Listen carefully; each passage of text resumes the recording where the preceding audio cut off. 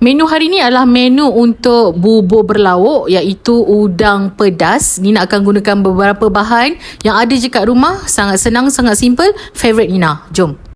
Nina tumiskan halia dan juga bawang putih kat sini. Halia tu sikit je tau, jangan banyak-banyak Lepas tu dah cantik macam ni, Nina terus masukkan lada secukupnya.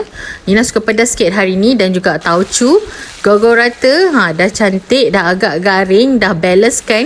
Okey, terus masukkan cili flake dan juga udang. Kalau tak nak pakai udang, ayam boleh, sotong boleh, daging pun boleh ya. Lepas tu untuk warna, nak masukkan kicap manis sikit, gula dan juga perasa. Ni lauk ni kering tau, tak payah letak air Masukkan sayur secukupnya, dan juga kita punya minyak bijan pada akhir masakan.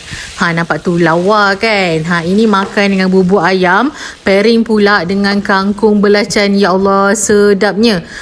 Nina suka sangat ya. Dan ini saja dapat Nina kongsikan hari ni. Semoga bermanfaat. Okey dah, tu je.